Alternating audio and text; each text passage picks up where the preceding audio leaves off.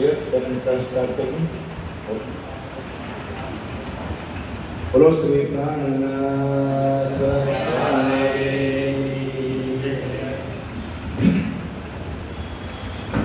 चलो 5મી ચોપાઈ છે ને આગળ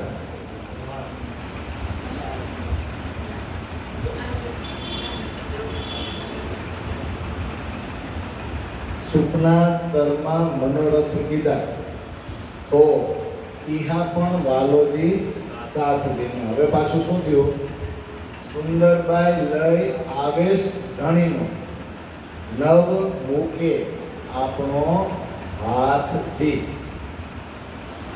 ઘણા ચોપાઈ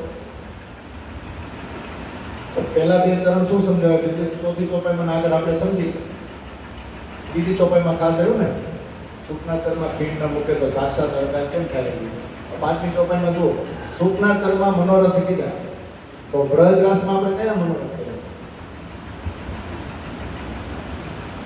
મનોરથ ક્યાંથી લઈને આવ્યા હતા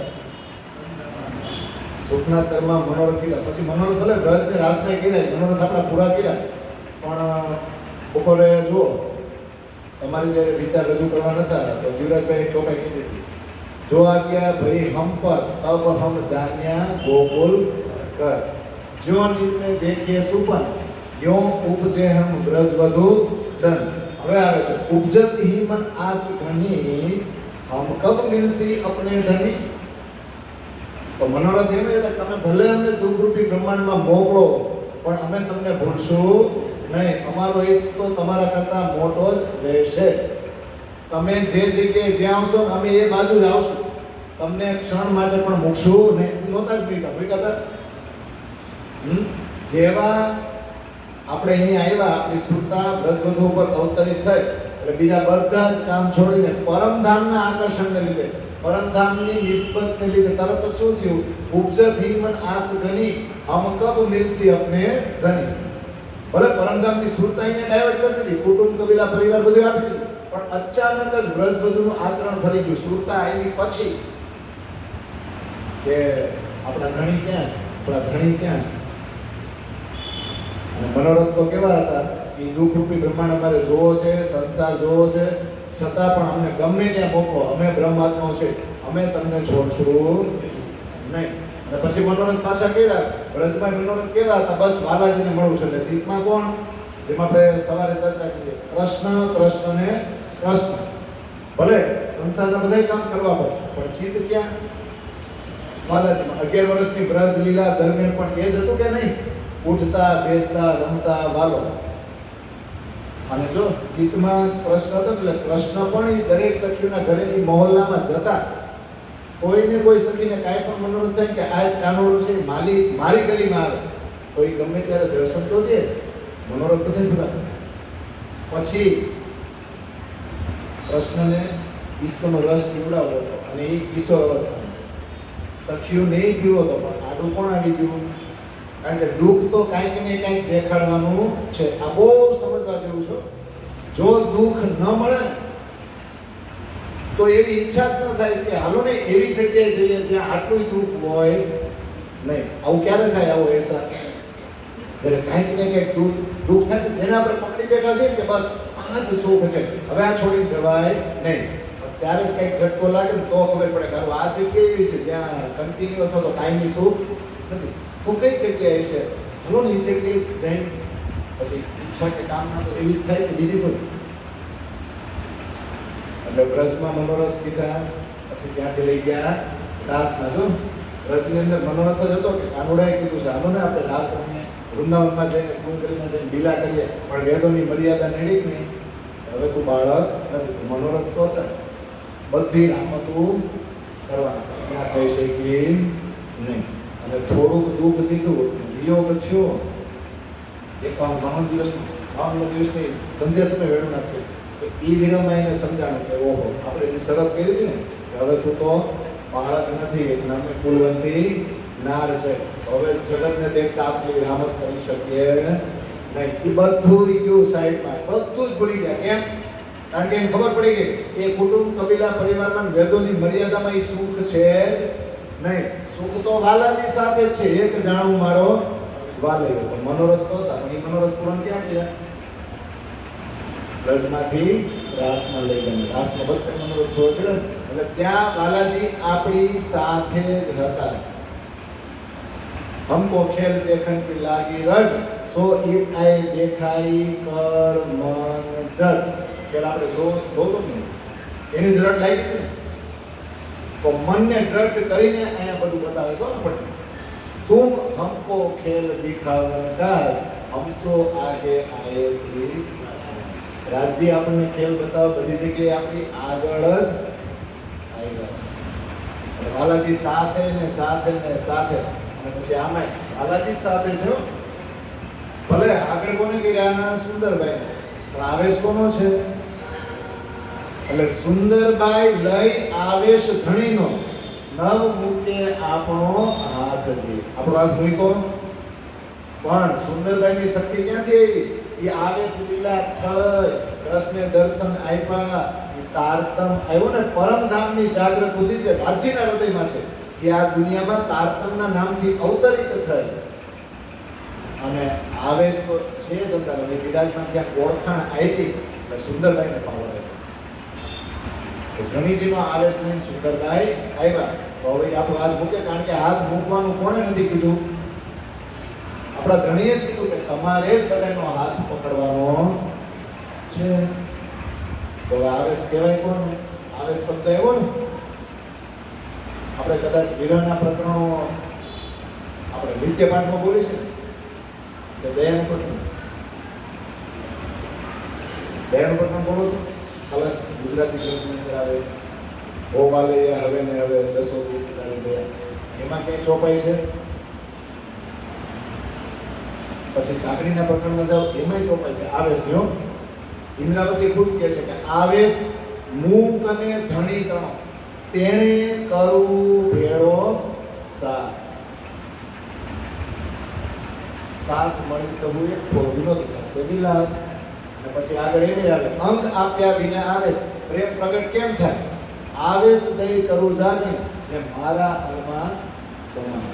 તો ઇન્દ્રાવતી કે મૂક અને મારી પાસે ધણીનો આવેશ છે, અને આવેશની મદદથી હું સુંદર સાથને ભેગો કરીશ. અને સુંદર સાથ ભેગો થશે, મળશે, એટલે બ્રજ રાસ અને પરમધામની અંદર ઈશ્વરની લીલા કીધી, એવી લીલા એવા જ હાસ વિનોદ ને વિલાસ આટલું બ્રહ્માંડમય થશે. પણ અંગમાં જ્યાં સુધી આવેશ ન મળે, અંગને આવેશ આપવામાં ન આવે, પ્રેમ પ્રગટ થાય. ઇન્દ્રાવતી એમ કહે છે કે આવેશને દઈને કરું જાગણી, જે મારા અંગમાં સમાય, જે મારા અંગમાં આવેશ એવો હું જઈ એમ સુંદર સાથના અંગમાં પણ આવેશ પ્રવાહિત કરવો પડે કે નહીં? તો આવેશ પેલા કોને મળ્યો? સુંદરભાઈને. પછી એ શક્તિ ક્યાં ગઈ? ભાઈ ને. તો મેન શું છે? આવેશ. બ્રજરાસમાં આવેશ કોની સાથે હતો? બ્રજ અને રાસની અંદર આવેશ કોની સાથે હતો? દો ભુજા સ્વરૂપ જો શ્યામ, આતમ અક્ષર જોશ ધનિધામ. હવે ને, અથવા તો 100 સુરત ધનિકો લે આવે, નંદ ઘર કયો પ્રવેશ. તો ધનિકો લે આવે આવે ને, મૂળ સુરત અક્ષર કી જે દિન चाहिए देखो मैं સને અક્ષરની ઉલ્લાસની સુરતા છે. એને ચાંદની ચોકમાં ઊભા રહીને ઈચ્છા વ્યક્ત કરી હતી ને, અક્ષરાદિત્ય મહોલ મેં પ્રેમ કી સર બરતર. વિલાસની સુરતા, એ આતમ અક્ષર અને જોશ ગણિત. હવે એકવાર જોશ શબ્દ આવે અથવા તો 100 સુરત ધનિકો લે આવે, પણ આવે શબ્દ આવે. તો બ્રજ અને રાસમાં જ્યારે આવ્યા પહેલા ફેરામાં, ત્યારે આવેશ કોની સાથે હતો? અક્ષર સાથે. હવે જાગૃત બ્રહ્માંડમાં રાજી મહારાજ આવેશ કોને આપ્યો? સખ્યુને. તો સૌથી પહેલા ઈચ્છા કોની પૂરી કરી છે? અક્ષરની. પછી અત્યારે સખ્યુની. જો पहले नहीं हके दिल में पीछे आई माहे नूर, राज्यના દિલમાં પહેલા ઈચ્છા ઉત્પન્ન થઈ, ત્યાંથી ગઈ અક્ષરરૂપમાં, ત્યાંથી તા પીછે હાથી રૂહન ને, પછી શ્યામાજી અને પછી સખ્યુ. એટલે સ્ટેપ બાય સ્ટેપ જ ઈચ્છા પ્રવાહિત થઈ, તો સ્ટેપ બાય સ્ટેપ ઈચ્છા પૂરી થાય. તો જોશ અને આવેશ બે શબ્દ આવે. આપણે એમ કહીએ કે દેખ દર્શન આવે જોશ આવેશ. તો જોશ અને આવેશમાં ડિફરન્સ શું? અમે એકવાર ચર્ચા કરતા, હજી આમ ઘણી બધી એની વ્યાખ્યા મળી શકે, પણ પણ જોશ એટલે શું? જોશ આપણે આમ જાહેરી દ્રષ્ટિએ કહીએ કે આને જોશ એટલે ઉત્સાહી અથવા તો જોશ એટલે હું બહુ વધારે શક્તિ આવે છે. આપણે છે ને ઘણી વખત એમ કે બહેનો પેલી નવરાત્રિમાં છે ને તો એને ધૂળમાં માંડે એટલે એવી એક બાઈક આવે કે એને માતાજી આવે. હા બરાબર, એમ કે માતાજી આવે. આ બાજુ એવું કે ઉત્તર ગુજરાત બાજુ આપણે સવાસમાં કે માતાજી આવે આપણે. ઉત્તર ગુજરાત બાજુ એમ કે પવન આવે. પવન આવે. એટલે એ બધી ભાષામાં આપણને વસ્તુનો પ્રયોગ થયો, પણ એનો કહેવાનો અર્થ એ કે એ ઈશ્વરનો અંશ એનામાં ઉતર્યો. એ એનામાં ઉતર્યો. કહેવાનો ભાવ જ એવો હોય. બહુ અવસર. જો એ છે એ જોશ આવે તમારી પોતાની શક્તિથી તમે વધારે કામ કરી શકો ને. નોર્મલી તમે જે બિહેવ કરતા હોય ને એની કરતાં કંઈક વધારે પડતું વધારે જોશ સાથે બિહેવિયર એટલે કોઈ તમને ક્યારેક કહે આજ તો કંઈક તારું મૂડ જ અલગ છે અથવા તો આજ તો બહુ જ ફોર્મમાં છે. હવે જો જોશ પાછો બે પ્રકારે આવે. એકદમ ઠંડાઈથી કરો નોર્મલ તમારું બિહેવિયર હોય ને ક્યારેક ક્યારેક આપણે બીમાર થઈ જઈએ તો નોર્મલી જે તમે બિહેવ કરો છો રોજિંદા જીવનમાં એવું બિહેવિયર તમારાથી ન થાય. એવી શક્તિ પણ રહે નહીં, ડાઉન પણ થાય અને ક્યારેક વધારે શક્તિ આવી જાય ને નોર્મલ બિહેવિયર કરતા. અને આપણે જાહેર દ્રષ્ટિએ કહીએ કે જોશ આવ્યો પણ હા જબરાઈલ જોશ ધનિકા તો આયા વિરોધી એવી વ્યાખ્યા છે ને જોર કરે છે. જોજો આપણી રૂટીન શક્તિ કરતાં પણ વધારે શક્તિ આપણી અંદર એ જોર એ જોશ આવી જાય ને એના માટે જોશ નામ આપવાનું છે. અને જબરાઈલ જોર કરતો ને કે ભાઈ જબરાઈલ ફિરસ્તા આવે છે.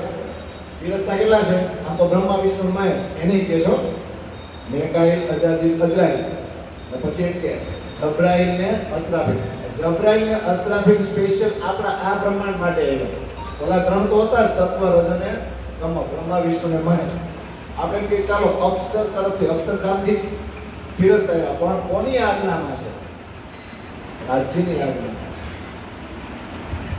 જ્યારે જ્યારે જબરાઈલ જોર કરે ત્યારે વાણીનું અવતરણ થાય અને એ જ વાણીને જ્યારે એકદમ ઈશ્કનો રસ પીવડાવવા માટે પ્રવાહિત કરવામાં આવે ત્યારે એ અસરાફીલ બની જાય. આ જ વાણી એટલે એમ કહે છે અસરાફીલ સૂર પૂછે આગળ ચર્ચા આવશે. પણ જોશ એટલે કંઈક અધિક શક્તિ સાથે કામ કરવું એવું થાય. હવે આવેશ આપણે તો એમ કીધું મારી પાસે ઘણીજીનો આવેશ છે એનાથી સુધા સાથે ભેગો થાય. જ્યાં સુધી આવેશ નહીં આપું ત્યાં સુધી પ્રેમ પ્રગટ થાય નહીં. તો પ્રેમ પ્રગટ કરવા માટે કોઈ જોશની જરૂર ખરી? કોઈ શાસ્ત્રની જરૂર ખરી? કોઈ ચર્ચાની જરૂર ખરી? આ બે સમજવા જોઈએ. બરાબર, ચર્ચા કરતા. હવે જોશ દૂધ ઉફાણે કઈ રીતે આવે? તપેલીમાં દૂધ ગરમ કરીને. હવે સમજવા જેવું હોય છે દૂધ અને અગ્નિને ડાયરેક્ટ કોન્ટેક્ટ છે જ નહીં. છે પણ દૂધને ગરમી મળશે કઈ રીતે? જોજો પેલા ગેસનો સ્ટવ હોય ચૂલે ત્યાંથી ગરમ કોણ થશે? પહેલા તપેલી. પછી તપેલીની ગરમી કોને મળે? દૂધ. પછી દૂધના નીચેના અણુઓ ગરમ થાય ઉપર જાય, ઉપરના અણુઓ નીચે, પછી બધા અણુઓ જ્યારે ગરમ થઈ જાય ત્યારે દૂધ ઉફાણે આવે ને. પછી દૂધ ઉભરાઈ ગયું આપણે કહીએ ને ઉપર જાય કે આમ ગેસ બંધ કરી દઈ તો આમ જોશ આમ આવ્યો તો પાછો આમ જોશ આવ્યો ને. અને જનરલી તો આપણે શું કે દૂધ ગરમ કરવાનું, દૂધ બેસાડવાનું હોય. આપણે દૂધ આમ તપેલીમાં જે ભેરું છે એને ત્યાં બેસાડવાનું હોય કે આપણે ગરમ કરીએ તો ઉફાણે જાય વધે ને એ જોર કરે છે ને. પણ જુઓ ડાયરેક્ટ કોન્ટેક્ટ નથી દૂધ અને અગ્નિ એનો ડાયરેક્ટ કોન્ટેક્ટ ખરો. એવી જ રીતે માનો કે દેવચંદ્રજી ચર્ચા કરતા, પ્રાણનાથજી ચર્ચા કરતા, છત્રસાલ ચર્ચા કરતા, આપણે કોઈ અત્યારે ચર્ચા કરીએ ત્યારે નોર્મલી આપણે જે માનો કે અહીંયા ન હોય ને આપણે એમ બેઠા હોય ને તો નોર્મલી વાત કરતા હોય એની કરતા જ્યારે આ ચર્ચા કરી અને માનો કે કાંઈ ચોપાઈની અંદરથી આમ ખુલાસા થવાનો હોય સપો અચાનક આપણે બોલીએ ત્યારે પછી પાછું બેસી તો એમ થાય ઘરો તો આ નહોતું કહેવાનું અથવા તો આ રીતે નહોતું કહેવાનું છતાં પણ જોર વધી ગયું. તો કોઈ એમ તો નહીં આજ તમને જોશ આવ્યો છે ને પણ એ જેવા પાછા અહીંથી નીચે ઉતરી જાય તો આ જોશ જે મારી અંદર આવ્યો એ મારી શક્તિ નથી ને. ક્યાંકથી શક્તિ આવી ડાયરેક્ટ કોન્ટેક્ટ નથી, ઇનડાયરેક્ટ કોન્ટેક્ટ છે. તમે જોશો તો મને શક્તિ કોઈ બીજી છે. તો ખાસ સમજવા જેવું છે, દૂધ અને અગ્નિ ડાયરેક્ટ કોન્ટેક્ટ નથી, છતાં પણ દૂધ ઉફાણે આવ્યું ને, જોશ છે. હવે આવે છે તો એને કેમ કરીને સમજવું? તો લોખંડ છે એ અગ્નિ નાખી દો, લોખંડ અગ્નિમાં લોખંડ જાય, લોખંડ પીગળશે. પછી એક સમય એવો આવશે ત્યારે બે એક રસ થઈ જાય ને, પછી અગ્નિ અને લોખંડ એનો ડાયરેક્ટ કોન્ટેક્ટ છે, ગરમ થાવ છે કે નહીં? પછી એક રસ થઈ જાય, પછી એમાંથી જુઓ તો લોખંડ છે તે એક રસ હા, પછી લોખંડમાં રસ થઈ જાય, ઘડીએ ઠંડુ પાડો તો ઠંડો પાડો, આ સમજવા જેવું છું. ઠંડો પાડો ને તો આપણે ગરમ જ શું કામ કર્યું? બહુ સમજવા જેવું. જો આ સ્ટીલ છે, એ સ્ટીલ બન્યું છે ને આપણે જે લોખંડ આવે ને એમાંથી જ છે, પણ એ લોખંડમાં કાર્બનના પર્સન્ટેજ ઉમેરો એટલે સ્ટીલ બને.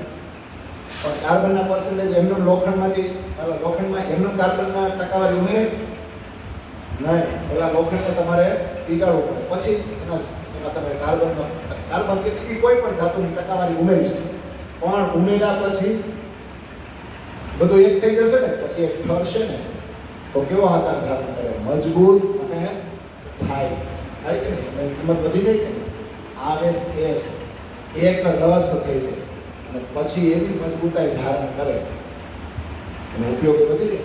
સેમ આવેશ, એક રસ થવું, એકબીજામાં ભળી જાય. હવે અમારે વ્યાખ્યા આવતી વિજ્ઞાનની અંદર, કદાચ 8 ચોપડી સુધી ભણેલા હોય ને એની ખબર છે, તત્વ, મિશ્રણ અને સંયોજન. તત્વ તો એક જ છે, એક. મિશ્રણ કોને કહેવાય? કે એક કરતા વધારે તત્વો ભેગા થાય. પણ પ્રોબ્લેમ શું? ભલે એક કરતા વધારે ભેગા છે, કારણ કે આપણે સંયુક્ત કુટુંબમાં રહેતા હોય અને એક કરતા વધારે સભ્યો આપણે ભેગા છે, પણ સૌ પોતપોતાની રીતે ચાલતા હોય, પોતપોતાના ગુણધર્મો મૂકે નહીં, તો એને મિશ્રણ કહેવાય. ગામને દેખાતા મિશ્રણ લાગે, પણ સંયોજન કોને કહેવાય? સંયોજન કોને કહેવાય? કે એક કરતા વધારે તત્વો ભેગા થાય પણ બે સમજે કે હું મારો ગુણધર્મ ભૂલી જાઉં, તું તારો ગુણધર્મ ભૂલી જાય, આપણે કંઈક નવા જ ગુણધર્મ વાળો બનાવી, એને કહેવાય સંયોજન. જેમ કે હાઇડ્રોજન છે એ વિસ્ફોટક વાયુ છે, ઓક્સિજન છે એ અગ્નિમાં વધારો કરે, પણ હાઇડ્રોજનના બે અણુ, ઓક્સિજનનો એક અણુ, હાઇડ્રોજન અને ઓક્સિજન મળે તો પાણી બને. પાણી શું કરે? પાણી શું કરે? અગ્નિને ઠારે કે વધારે કરે? આ બહુ સમજવા જેવું છે. અગ્નિને ઓલવે છે ને કોણ? પાણી. બન્યું છે શેમાંથી? જે વાયુ વિસ્ફોટક છે, જે અગ્નિમાં વધારો કરે છે, એવા બે વાયુ અલગ અલગ હોય તો અગ્નિ પ્રગટાવે વધારો કરે છે. જ્યારે બે ભેગા કરી દીધા તો બે પોતપોતાનો ગુણધર્મ ભૂલી ગયા અને પાણી બન્યું જે અગ્નિને થાય. સમજી ગયું? તો આને કહેવાય સંયોજન. તો આપણે જે આવેશની વાત કરી છે ને સંયોજન છે. કઈ રીતે? તો કે ધણી એકવાર આપણી અંદર બેસી ગયા ને, ધણી જે કહે છે હું તને મારા જેવી જ બનાવી દઈશ, પછી તારી અને મારી વચ્ચે કાંઈ ફરક નહીં. તો એ ખાસ કરીને ઈશ્ક માટે જ્યારે જ્યારે ઇલ્મની જરૂર પડે ત્યારે જબરાઈ જોર કરે અને અલગ અલગ શાસ્ત્રોમાંથી ખુલાસા થાય. પણ જ્યારે જ્યારે વાલાજીના દિલની વાતો કે ઈશ્કની વાતો કરવાની હોય ત્યારે પાછું કેવું જોઈએ? બંને એક જ છે. જેમ આપણે હમણાં બપોરે વાત કરી ને બ્રેકમાં, ખબર કે હું અને વાલાજી એક જ છે ને, તો હું કોને જમાડવા જાઉં? એની ચર્ચા કરતા અને બંને એક જ થઈ જાય. જો ઈશ્કમાં આમ થાય, પ્રેમમાં આમ થાય. આપણે એટલે જ કહીએ પ્રેમ કલી હતી સાંકળી, આમે ગોના ત્યારે બંને એક જ થઈ જાય. તો આને કહેવાય આવેશ, એટલે એક થઈ જાય. હવે આવેશ કઈ રીતે મળ્યો દેવચંદ્રજીને? તો એ વાર્તાલાપ આપણે વિતકમાં આવે છે. तब पूछा, એવું આવે ને, तब पूछा श्री देवचंद्र जी ने धनी कहाँ जाओगे तुम? तो जवाब શું આપે? तुम्हारे अंदर आकार में आई के बैठे हम. पहला तो प्रश्न ही कीधो ने, अब तो को पूछना हो इसको पूछ ले हो तुम, फिर के इस तरह से प्रश्न ना आवे हम. તમારે પૂછો એ પૂછી લ્યો. આવી રીતના ડાયરેક્ટ પ્રત્યક્ષ દર્શન ક્યારેય મળશે नहीं. ત્યારે દેવચંદ્રજીએ પૂછ્યું ક્યાં જશો? तो कि तुम्हारे अंदर आकार में आई के बैठे एक थे के प्रश्न દેવચંદ્રજી કોઈ જુદા નથી. અહીંયા આવેશનું કામ થાય. તો સૌથી પહેલા આવેશ કોને મળ્યો? દેવચંદ્રજીને, સુંદરભાઈને મળ્યો. અને ત્યાં ઈષ્ટની લીલા થઈ. તો બ્રહ્મરાસની લીલા નિસ્બતથી જાણવા મળી ને આ થાય. ત્યાં પાંચમી ચોપાઈ સુંદરભાઈ લે આવેશ ધણીનો નવ મૂકે આપણો હાથ. હવે આગળ ચોપાઈ બહુ સરસ છે. ધણી કે આપણને ક્યારેય દુઃખ આપે છે? આપે છે. અને આપણે માંગ્યું છે શું? એવું કહ્યું છે આપણે દુઃખ માંગ્યું, મંગાવ્યું કોણે? તો અહીંયા તો શું કહે છે આગળની છઠ્ઠી ચોપાઈ જુઓ, તિલ માત્ર દુઃખ નવ દિયે રે આપણને, જો જોઈએ વચન વિચારી જીત. દુઃખ આપણને તો જ થાય છે જો સંસાર કીજે છે ભારી જીત. હવે અહીંયા બધુંય સમજવાનું છે. તિલ માત્ર એટલે શું? એટલે એક કણખા માત્ર ને થોડું કઈ દુઃખ આપણને બાલાજી આપતા, જો જોઈએ વચન વિચારી, જો આ તારતમ્યના વચનો ઉપર વિચાર કરીએ તો બાલાજી આપણને આટલું દુઃખ આપતા નથી, પણ તોય આપણને દુઃખ થાય છે. ચોપાઈમાં કહે છે દુઃખ આપણને તો જ થાય છે. જવાબ આપીએ આપણને દુઃખ શું કામ થાય? તો સંસાર કીધે છે ભારી જીત. હવે એક બાજુ એમ કે છે પ્રકાશ વચન અતિ ભારી, અને એક બાજુ આપણે શું ભારી કરીને બેઠા છીએ? તો જો સંસાર કીધે છે ભારી. તો કલશમાં ચોપાયું છે લાગશો જો દુઃખ ને તો દુઃખ તમને, તો દુઃખને વળગવું એટલે શું? આપણે સવાર ચર્ચા કરી જ્યાં સુધી હારું આ બધી એક્ટિવિટી એટલે ગતિવિધિઓ અને ભાગદોડ આપણે હાથમાં હોય ને આટલી હોય ને આટલી, ત્યાં સુધી આપણી ચિત્તવૃત્તિ ત્યાં જાય ને જાય. પછી વધારે જાય, થોડી પેટી હોય તોય આને ભારી ગયો. આપણે સામેથી લાગશો તો દુઃખ ને તો દુઃખ તમને લાગશે, પણ મૂળ સુખ સંભાળશો. મૂળ સુખ એટલે પરમધામના સુખ. આ વાણી, આ ચોપાઈ, એમાં તમે ઊંડા ઉતરશો તો ચિત્તવૃત્તિમાં શું ચાલશે? સતત વાણીની મનન મંથન અને ચિંતન ચાલશે ને. એમાં અભ્યાસમાં જો આપણે ગરકાવ થઈ જાય તો દુઃખ પાછા પછી ચિત્તવૃત્તિ બીજામાં સંસારમાં ન રહે તો દુઃખ ઓટોમેટિક દૂર થઈ જાય. આપણે બાય ફોર્સ દૂર ન કરવા પડે. એવું કહેવાય છે ને કે અંદર નાખવા માટે પેલા ઓલું ભરેલું હોય એને કાઢવું પડે, પણ ધીમે ધીમે પેલું અંદર જશે ને તો જે જૂનું જે છે ને સંસારનું એ બહાર નીકળશે. આ સમજાઈ ગયું. અને એમાં ચોપાઈ બીજી પણ છે ને, વસ્તુઓ કરતે દુઃખ કાંઈ નથી જો પાછી વાળો દ્રષ્ટ, જુઓ જાગી વચને પણ નથી કાંઈ એ કષ્ટ. પાછી વાળો દ્રષ્ટ, પાછી આમ એક રીતે સમજવા જાવ તો દુઃખ છે જ નહીં, પણ ક્યારે દુઃખ ન થાય? આપણે આ સંસારમાં જે કંઈ પણ આપણી પરિસ્થિતિ લઈને દુઃખ સમજીએ નહીં, ક્યારે? પાછી વાળો દ્રષ્ટ. કઈ બાજુ દ્રષ્ટિ વળે? પરમધામ તરફ. પેલા દ્રષ્ટિ કઈ બાજુ હતી? પરમધામ તરફ જ હતી. ત્યારે સંસારમાં નહોતા આવ્યા ત્યારે દ્રષ્ટિ ક્યાં હતી? પછી સંસારમાં એટલે દ્રષ્ટિ ક્યાં ફરી ગઈ? આ દ્રષ્ટિ ફેરવી ગઈ કોણ? રાજ્ય ફેરવી ને પાછું તારતમ્ય કોણ લઈને આવ્યા? તો હવે રાજ્ય પાસે કે હવે દ્રષ્ટિ પાછી કઈ બાજુ ફેરવી? પરમધામ. અને જુઓ જાગી વચને, વચનોથી જાગવાનું છે, ચમત્કારથી નહીં. જ્યાં સુધી આપણે વચનોથી નહીં જાગીને ત્યાં સુધી જાગણી પોસિબલ છે જ નહીં. આપણે ચમત્કારમાં માની છીએ, મને દર્શન મળે અથવા તો હું અહીંયા દર્શન કરી આવું, કોઈ બી પોસિબલ નથી આપણી જાગણી. કારણ કે આપણે કોઈ જગ્યામાં ઓતપ્રોત થઈ જાય, આ જગ્યાએ જાઓ અને દર્શન કરવું, હા ત્યાં તરંગો હોય, હા ત્યાં લીલા થઈ જાય, ત્યાં જેની ચર્ચા કરો. પણ જો તમે એમ સમજો બસ અહીંના આ જગ્યાના અહીંયા આ બેઠકના આ દર્શન થઈ ગયા એટલે હું ધન્ય થઈ ગઈ, તમે કોઈ બી નથી. વચનોથી જાગશો તો જરાય કષ્ટી પડે નહીં. તો આપણે દુઃખ માંગ્યું છે નથી માંગ્યું. સંવાદ શેનો કર્યો છે? ઈશ્કનો સંવાદ કર્યો છે ને. ખેલ જોવો છે એમ ને. રબર કર્યો છે ઈશ્કનો અને આપણે એમ કહીએ છીએ કે જોવા આવ્યા છીએ ખેલ, અને દુઃખ તો માયગુંય નથી, પણ ખેલ જોવા આવ્યા હતા ને, પણ વારંવાર આપણે બધા પોતપોતાની ચર્ચાની જ કે ખેલ કરવા માંડ્યા.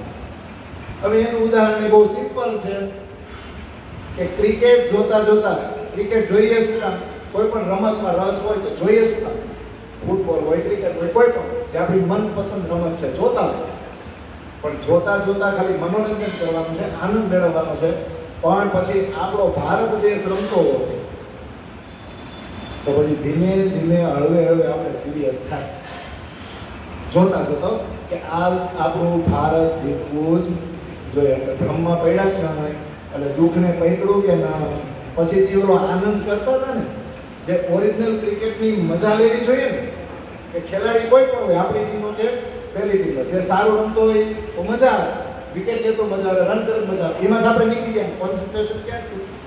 મારો ભારત, મારો દેશ. પછી એમાં કેપ્ટન સરકાર નિર્ણય ન લે તો એને આપણે સેટી ઉપર બેઠા સજેશન આપી, સૂચના આપી, ઓલો સમજવાનો છે. પછી ખેલાડી અમુક હોય તો આપણે અહીંયા બેઠા કહીએ, પોતાને અહીંયા નહોતા ઉભા રહેવાનું, આ બાજુ ઉભો રહે ને તો કેચ પકડાઈ જાય. અને સામેનો ખેલાડી આમ 4 કે 6 મારે ને તો આપણને એમ થાય, આ કેપ્ટન કેવો છે ખબર નથી પડતી, અહીંયા ખેલાડી લગાય ત્યાં હોત તો કેચ પકડાઈ જાત કે નહીં. આવું કરવા માંડી જ નહીં બેઠા તો બોલો દુઃખ થાય કે નહીં થાય ને? પછી પિક્ચર જોતા હોય, મનોરંજન કરવા જ ગયા છે, પણ એમાં કોઈ બોલો પૂરું કરે. પછી પિક્ચર જોતા હોય તો સજ્જન અને દુર્જન સિલેક્ટ કોણ કરે? હવે આપણને ખબર છે કે આમાં વિલનનું પાત્ર ભજવવાળો, હીરોનું પાત્ર ભજવવાળો બીજા કોઈ પણ હોય, એ ખાલી એક શૂટિંગ ઉતરું તું ખેલ હતો. શું હતો? એકવાર પોટલા પેક થઈ ગયા એટલે બધા પૂરું છે ને. પણ આપણે જ્યારે પડદા ઉપર આવ્યું ને આપણે સિલેક્ટ કર્યા, આ પાત્ર મારું, આ પાત્ર તારું. એટલે સજ્જન ને દુર્જન સિલેક્ટ આપણે કર્યા, એટલે કોઈ એક ઉપર આપણી સુરતા ગઈ, એટલે એ જેમ રોલ કરે એમાં અહીંયા અનુભવ થાય ને. તો દુઃખી થયા પણ આપણે સામેથી દુઃખને આમંત્રણ આપ્યું કે નહીં?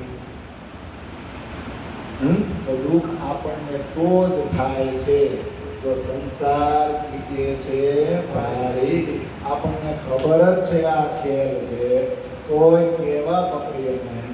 હવે આ તો ઠીક ક્રિકેટને બેઠા જોઈશું, પિક્ચરને જોતા, તો હવે વિચાર કરો, એને આપણે ડુપ્લિકેટ માની છીએ, અને સંસારમાં જે આ બધા પ્રસંગો બને છે એને આપણે સાચા માનીએ છીએ કે નહીં? વાસ્તવિક જીવન તો કંઈક અલગ જ હોય. પણ હવે આ વાસ્તવિક જીવનને આ ચર્ચા મારફતે કહી કે આ કોઈનો ખેલ છે,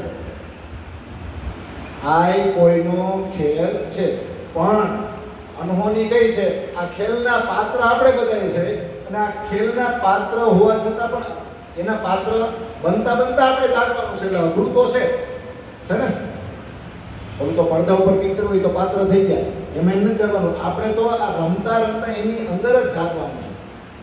એટલે થોડું કઠણ તો છે ને સમજવું, વાસ્તવિક જગતને ખોટું કેમ સમજવું. એ તો અહીંથી નીકળી અને અક્ષરધામ ને રંગમોહન ત્યાં જાય અને વાલાજી કે જો તું આ બેઠી જોતો તું આ જોતી તો કઈ ખબર પડે. પણ એ ટોકીસ યાદ આવે તો ને. એટલે ચર્ચાને અહીંયા થોડો અલ્પ વિરામ આપીએ, બધા ચા પી લો, પછી આપણે આગળ તપાવીએ.